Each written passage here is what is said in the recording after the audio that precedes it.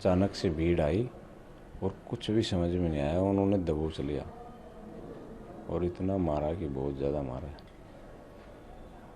कितने लोग थे?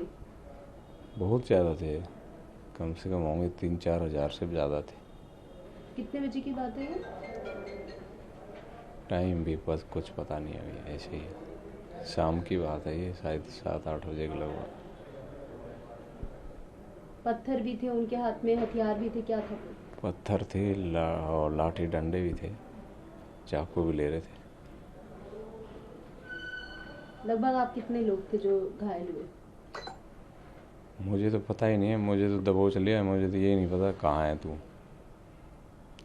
फिर पता नहीं कहाँ, होने में से कोई अच्छे लोग भी थे, उन्होंने बचाया, नहीं तो ऐसे धुंधी आटे की तरह।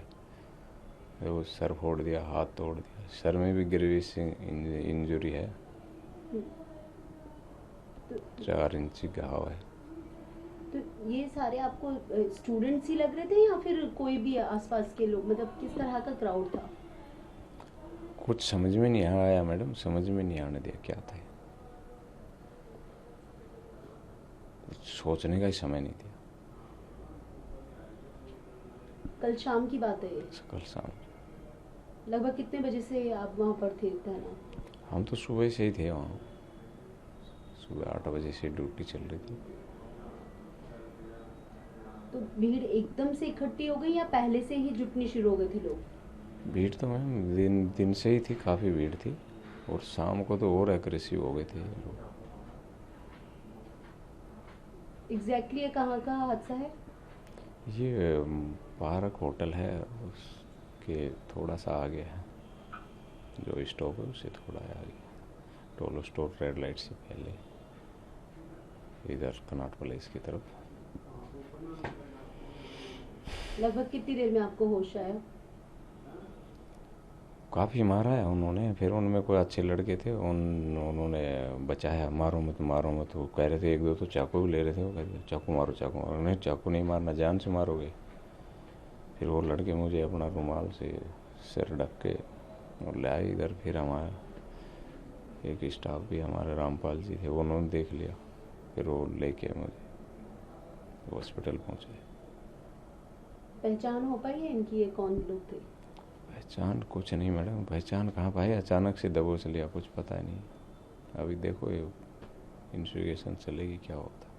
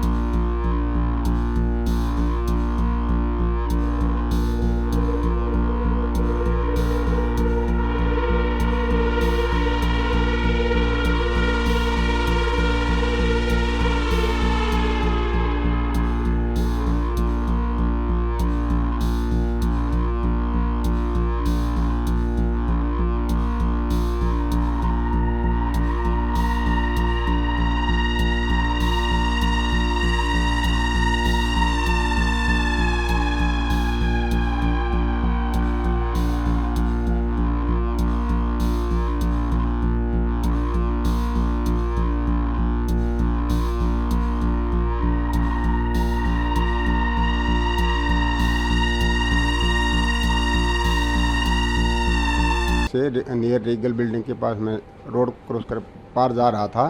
पीछे से भीड़ चल रही थी, पीछे से किसी ने मेरे को चाकू में से वार कर दिया, जिससे मेरे काफ़ी ब्लड आया। उसके बाद मेरे को हॉस्पिटल ले जाया गया।